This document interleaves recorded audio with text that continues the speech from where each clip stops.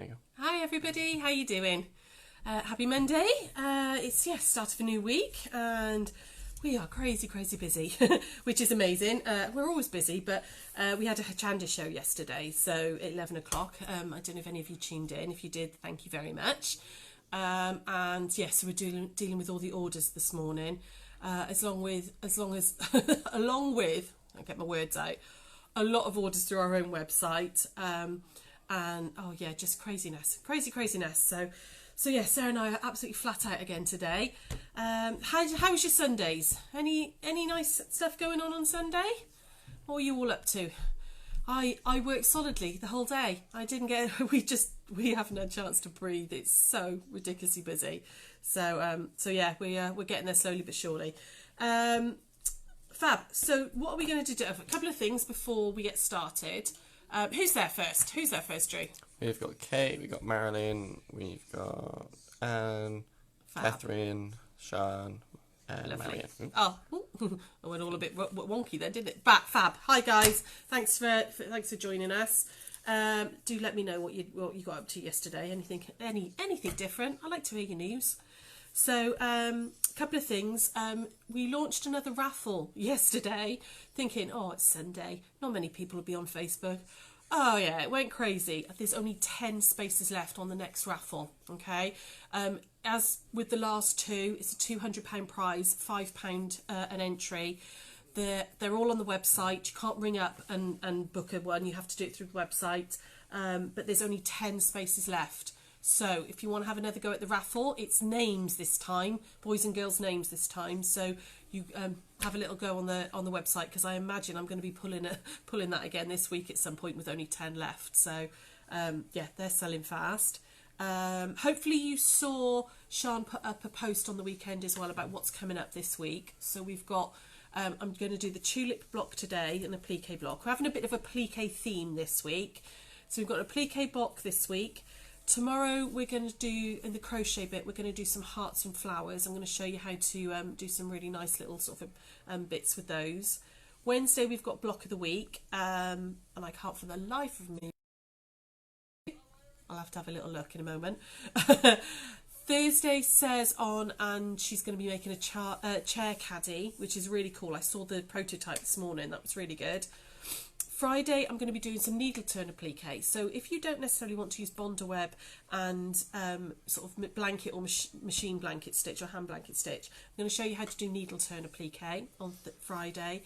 And on Saturday, we've got a really fab, sort of really fun, quirky, making some placemats that you could use in the garden, on your patio tables, or as a gift or something, some improv placemats, which are really great for using up some scraps and stuff, but also just there's a bit of a design in there as well.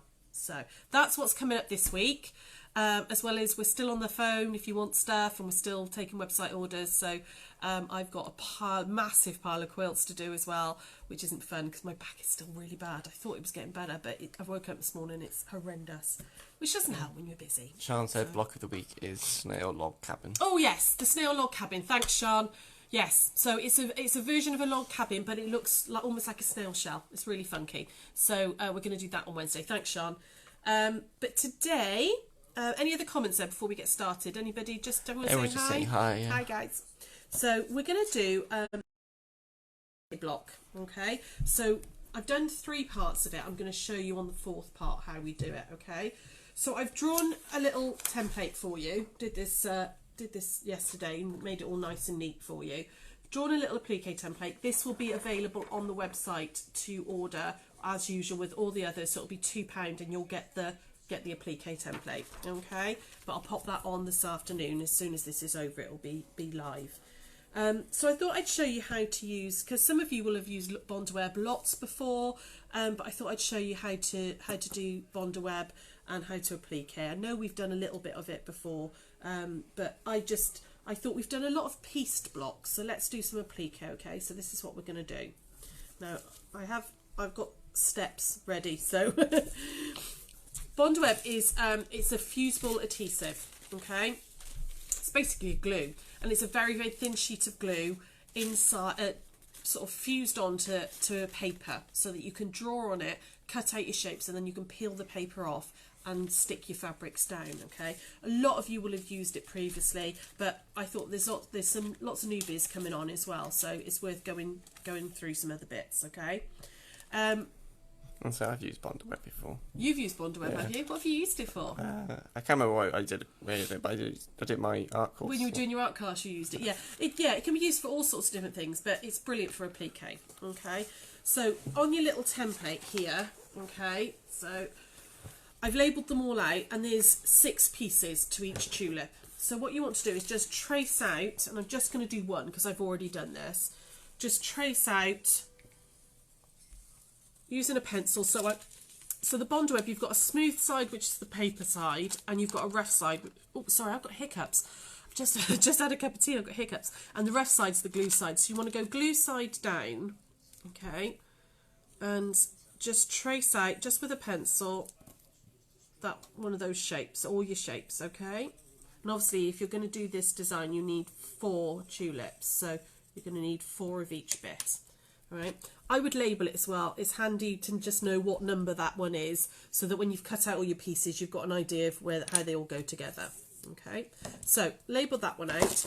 You can see as well, hopefully, on this little template that I don't know if you can see. Can you see we've got little dotty lines? Okay, you're going to trace out along the dotted line. You won't see some of this, but that's because this one will overlap. Can you see it will overlap? And the dotty line sort of shows where you need a little bit of extra fabric so that it all overlaps. Okay, once you've drawn out your petal shapes or the stems, whichever bit it is, you want to cut it out bigger than the paper line, pencil line. Oh, just dropped that, sorry Drew. Making him move fast then. There we go. So I'm cutting it out a weeny bit bigger than the pencil line. I'll just get rid of the rest of that because we don't need that bit now. And I'm going to iron this onto the reverse of my fabrics. Okay, now I've done these tulips in the colours of my isolation quilt because this is a block that's going to go into that, but you might decide you're going to make a nice cushion cover. You might want to do it in all nice bright colours, make it really sort of spring and floral. Okay, but I've gone with the same palette as my isolation quilt. Okay, so I'm just going to iron that. So I've got the glue side to the back of the fabric, and I'm going to iron that. And you want to give it, make sure it's really well stuck. So, you know, give it a good what's the word? Press. God, it really has been one of those days already. A good press, okay? We're then going to cut it out. Sorry, I've really got hiccups. We're then going to cut it out on the pencil line, okay? So, and I think I've told you guys before, we do that this way because the pressure of the scissors cutting through the Bondweb and the fabric actually sort of seals the glue. It pushes the glue into the fabric, okay? Like that, all right? And that's my petal done. So I would do that with all my petals, which is what I've done here. So you can see I've got a 1 and a 2. I've got a number 3 up there, 5, 6, and my stem is number 4. Okay, so hopefully you can see that. So I've cut all my pieces out. So now I want to arrange it onto my block. Now I'm just going to talk about the block a second. I would cut, so I cut a background square that was 13 inches square because we're going to be I'm going to machine blanket stitch this one. It can just distort it slightly, so I would cut it bigger, do all my stitching, and then square it back up. Okay. Also, I folded it in half like that and ironed it, and then folded it in half and like that and ironed it. So I had some diagonal creases to use as a guideline. Okay, so I could line these up nice and straight. The other trick that I like to do when I'm doing machine blanket stitching particularly, you don't need to do it if you're hand blanket stitching, but if you're machining, I would put some iron-on interfacing onto the back of my fabric. Okay, machine blanket stitching, it can you see I've just ironed it. It doesn't have to go right to the edge, it just has to need to cover where I'm going to be stitching. When you're machine blanket stitching, it can, because it's quite heavy with the thread and the amount of movement it does, it can kind of suck in the fabric quite a lot, and it can pucker the fabric. So I found just by putting that bit of interfacing on the back, it just helps that stops that happening. Okay, it just sort of helps stabilise it a little bit. So, is everybody with me so far? Are you all okay with Bondaweb so far? Yeah? Any comments there? Linda says she loves applique. You do. You do. You're really good at it as well. Really good at it. Yeah, we've got a few people watching. Just lots of people watching. Fab. Okay. So now I want to lie this down on my fabric, okay? And I'm going to use those diagonal lines as my guide. You also want to make sure, so I would lie it all out before taking any of the papers or anything off. I tend to lie it all out and make sure that it all kind of fits together and looks how I want it to, because you can always change the pieces then if you don't want to. Okay, so it's going to go like that, and then that one's going to go just over the top like that, and then I would move that one up a weeny bit like that, and then I've got my leaves again like that. Okay, so that's roughly where I want it to sit. Maybe just bring it down just a weeny bit like that. Okay, so I'm happy with how that looks. I know that I'm just using this diagonal line to kind of line up the stem and get it all looking how I want it. Okay, you then want to take the papers off. Okay, so I would take all my papers off at this point, and if you score it with a pin, the Bondaweb does peel off a lot easier. You don't want to be picking at the edge, because then you're kind of destroying the work you did earlier by fusing those edges. So I'm just going to do this like this and take off all the pieces and lie it back down how I want it to look. And I'm just scoring it and peeling all those papers off. Right, while I'm scoring, who's there? Anybody having a chat today? Any questions or comments? Sian says she loves the block. Thank you. Yeah, there's lots and lots of sort of tulipy and floral ones out there, but I wanted something that was ours, so I drew it myself yesterday. Jenny said, yeah, totally with you, love the design. Ah, cool. Caroline Davis says, I often wonder, can I use fabric scissors to cut out the applique pattern and material, or do I just use ordinary scissors?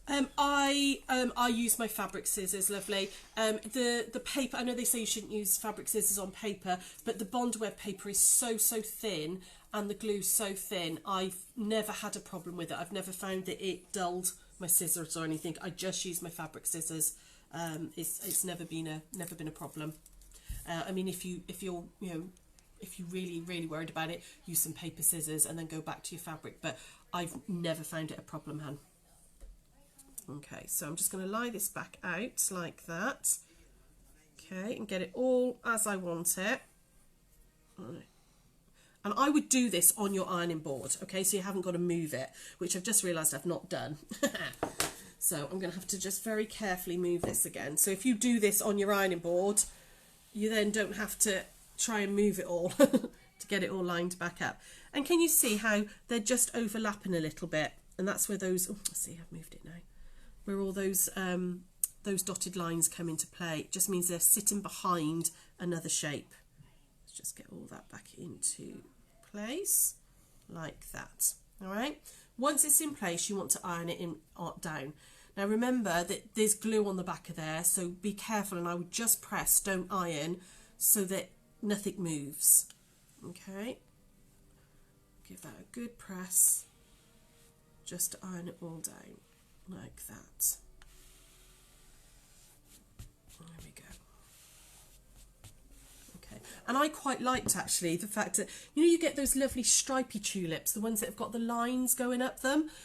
The wales on this fabric, I thought, looked almost like those stripes you get on the tulips. So I thought, I mean, not so much on the origami ones, but I did quite like that fabric actually. I think it worked quite well on these. Okay, so that's now all stuck into place. Okay, so that would be your finished block design like that.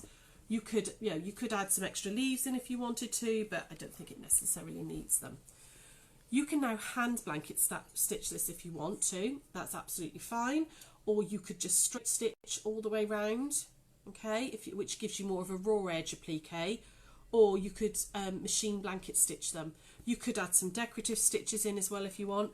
I'm going to go through machine blanket stitching today because I know it's something that some people struggle with, so I thought I'd just go through that, okay? And we're just going to machine blanket petals. I would also, I'm going to talk you through it when I'm doing it as well. Think about where the edges of your fabric are, okay? So it helps, so hopefully I can explain this. So if you just come down to this tulip a second, I'm going to blanket stitch this petal because it's over the top of this one, and I'm going to go all the way round that one, okay? Because that's like the topmost fabric, the topmost petal, the topmost fabric. This one, I would go from here round and stop there. So I wouldn't do that one as this line here. I would do the top fabric. It gives it like a little extra dimension. If you are underneath and which ones are on top, I would always stitch the one that's on top all the way round, and then do that one sort of halfway round and do that one like that. Does that make sense, ladies? So when you look at your fabrics, I don't know if you can see here with the leaves, this one is overlapping this one. So this is the one that I would do all the way round. And then this one I would do like that. It just gives it a kind of almost a 3D effect in sort of. Because that one is sitting underneath that, you wouldn't have the stitching here of the shadows. I don't know if that makes sense. Hopefully it does, but we'll go over to the machine and we'll have a little play with it, okay? Any questions there, guys? Anybody? Jenny says, I think one of the leaves are upside down. On this one? No, I've deliberately done them so that you can do them that way, or you can do them splayed out. Because you know when tulips in a vase, some of them stay up nicely and some of them flop out. So yeah, so I've deliberately done it. So that one, I turned them upside down. I turned them opposite, so they went outwards. But then that one, they were both facing inside. I just like the slightly randomness of it. If you want all yours going the same way, that's absolutely fine. Okay. But yeah, I like that. You know when in a vase they kind of droop a bit, don't they? The leaves go. I thought, no, I'm going to give it a bit more movement by doing that. Okay. So, sorry guys, my back is horrendous today. There we go. So on my machine, I've got two different blanket stitches. I've got one that jumps into the throat, so therefore will jump into the fabric, and I've got one that jumps out that way. Okay, so you decide which one you prefer. Okay, and you might only have on your machines, you might only have one, but I tend to like it where it jumps into the throat. I don't know why, my head just works better that way.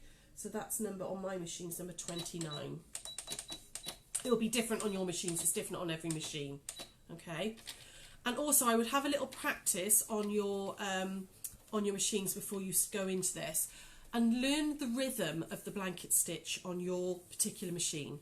So on mine, it's a little 5-step one. It steps forward and back, so it goes 1, 2, 3. It jumps into the fabric 4 and back out to 5. Okay, knowing it's going to stop on that 5 means that when I'm doing curves, I can do 1 or 2 little stitches, stop, lift, leave the needle in, lift the foot, and pivot round just a weeny bit. If you don't learn that thing, if you stop and try and pivot before it's jumped in and back out, you might end up with like an in and out spiky where you don't want it to be. Okay, it can, if you've moved it round, it's going to go in the wrong way. So really learn the rhythm of that stitch on your machine. Did that make sense, girls? Maria asks, what happens to the interfacing on the back? Will it stay on permanently? It stays on there permanently, love. Stays in there permanently. It won't hurt in your quilts. It's just like stitch and tear. You know, we do stitch and tear in. First time you wash it, it'll go lovely, lovely and soft. It really won't matter that it's there. You don't have to use it. I just prefer it when I'm machine blanket stitching.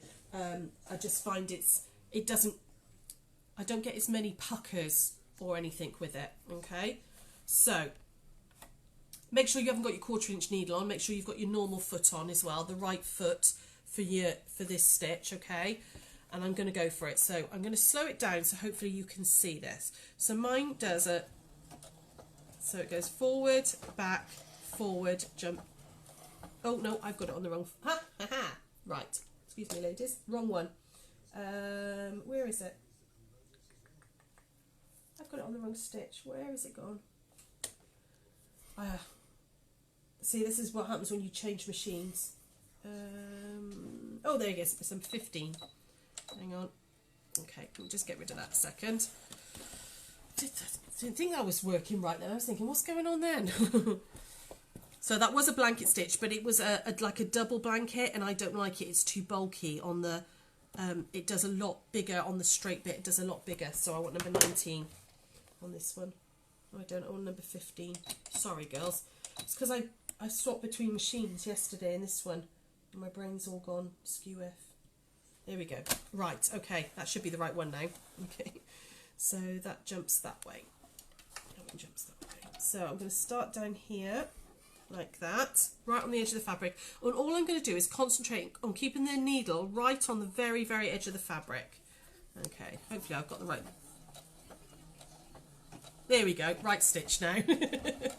Okay, so it's going to come down, back, down, in, out, down, back, down, in, out, and I'm going to stop there because I've got a little bit of a curve, so I've stopped with my needle down at the end of a stitch, and I'm just going to lift my foot and move it round just a weeny bit, okay, so that I can move down this bit.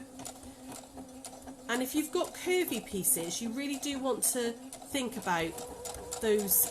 Don't just force it round. Don't just think, oh, I'll slide it round that curve. You know, do 2 or 3 stitches, stop and pivot round, because you'll get a much neater, nicer finish. Okay, so I'm going to go up this one, and then I want to just move it again. So it's starting to curve.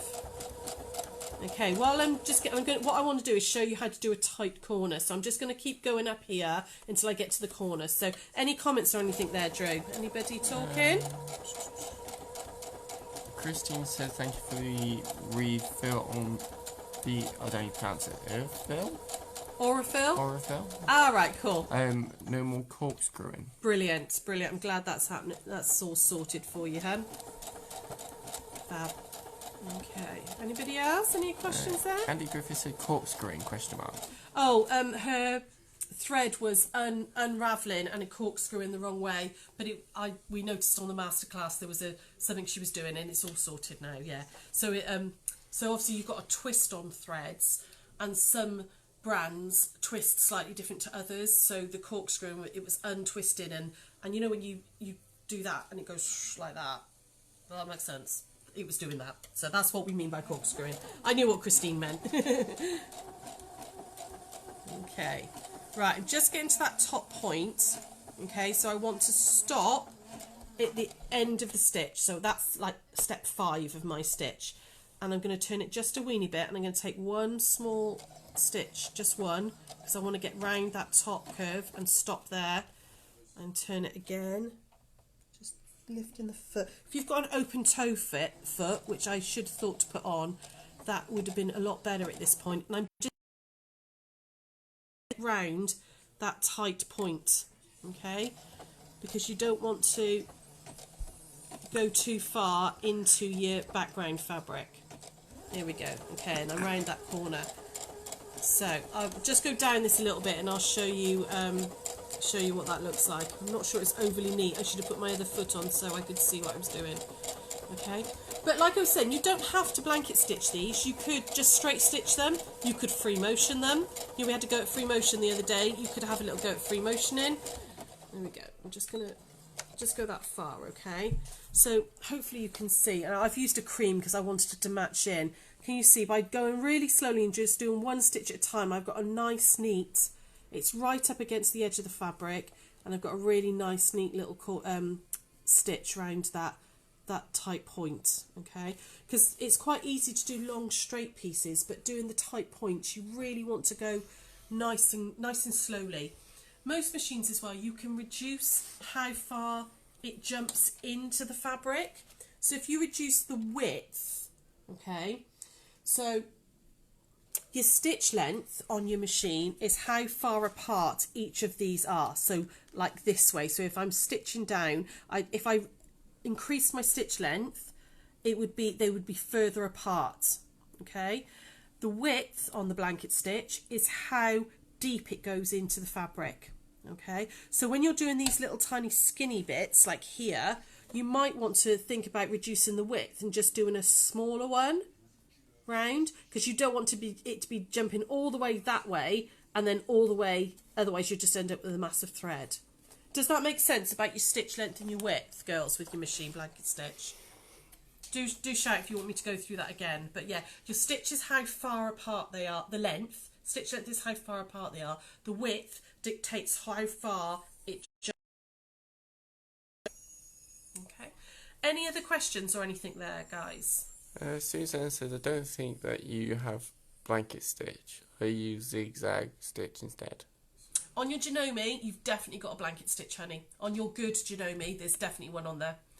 Go back to your manual and have a little look. But you could use zigzag. Absolutely, you could use zigzag. But yeah, I've never met a machine yet that doesn't have... Actually, that's a lie. We did have one really old machine that came in that didn't have a blanket stitch. But I know for a fact your big Janome, it's definitely got a blanket stitch on there, hun. Have a little investigate in your manual. Sandra Hatton said, bad back, question mark. Tip from my chiropractor, if you're standing up for a long length of time, bend your knees for a while. It takes the pressure off your spine. All right, yeah, I will. I find it's actually sitting like this now. It's really, really playing up. I'm better when I'm walking around. So yeah, I was on the phone earlier trying to sort out something with our phone line, and I'm just walking in circles around the shop because if I stand still for too long, it's painful again today. I thought it was getting better as well, but it's really not. It's bad again today. But never mind. Enough of my whinging. Any other questions there? No. No? Catherine Lone says that yes, that makes sense. Cool, brilliant. Yeah, it's just about experimenting with those stitch lengths and widths as well to see what kind of look you want. But yeah, like Susie was saying, she zigzags. You could absolutely zigzag on the zigzag them on, or you could use you could decide that you might if you've got like a nice like vine design or something, you could do a line of decorative stitching up them. Like up the front of the leaves or something. You're like a herringbone, so it looks like little veins or something on the leaves. So have a play with it. I'm not going to obviously do the whole thing now. Excuse me, girls. Okay. Oh, I'm a right old crock again. I really am. I thought I was getting better. It's not good. So that's the Tulip Applique block. Okay. So have a play with it. Like I said, you could add more leaves in. You could add some. You could do another couple of tulip heads if you. I thought that was enough on mine, so that's all I'm going to do on mine. The template, like I said, will be on the website. That'll be available to buy for £2. I will get that on this afternoon. In fact, I'll press as soon as my laptop's over the shop because of doing the orders, so I'm going to go back over the shop and I will publish that, so you'll be able to get that. Any other questions or anything, girls and guys out there? Nikki England try stitch 35 in mode 2 for the lady in the Janome? Oh, the Janome. Janome. Oh, right. Okay, Susie. Yeah, Nikki's got. I think has got the same machine as you. We would. I saw it the other day actually when we were doing the masterclass. Yeah, try having a little look at that. If you look at the comments, she's. Nikki says it's called applique rather than blanket stitch. Ah, right. Okay. Oh, there you go, Susie. Have a look in your manual. See if you can find something that's called a applique stitch. That's your blanket stitch on Janome, apparently. Jenny said order a rolly chair. Oh, I know. I've really got to. I've really got to. And Drew did say, actually, do you want me to go and get the rolly chair? But it was a minute to go before we had to come live, so I went, oh no, don't bother, it's fine. But it'll be fine. It'll be fine. I'm okay. I'm not sat down very much in the next couple of days, so just keep walking around. Any other comments there? Carrie said we'll definitely be using this template. Well done on the design. Oh, thank you. Yeah, no, it's nice and simple, but actually it looks quite nice when it's all done, is the diagonal. Okay, but like I said, just remember I would cut a 13-inch square. You don't have to interface it, and then you're going to just literally fold it in half diagonally and put your grid lines in, and then you can place it. You don't have to do them like this. You could do like a bunch of tulips if you wanted to. You could have your tulip heads and stalks in. So, play around with, see what you can come up with. That's it. Fab. Okay. Right. I am going to love you and leave you. I'm going to go back to the shop and help Sarah carry on packing up these Hachanda orders. and do the best I can anyway. I'm a lot slower than she is today because I'm an old crock. And we're back tomorrow with some crochet. And we're going to show you how to do some really simple flower shapes and some heart shapes as well. So yeah, we'll have a little go at that tomorrow. Okay. Yeah, we'll see you soon. Don't forget, there's only 10 left on the raffle as well. Okay. So I imagine that they'll be gone by the end of today. So if you did want to go on the raffle, get on there quick and grab one of the last few names. So cool. We'll see you tomorrow, guys. Take care. Stay safe. Bye.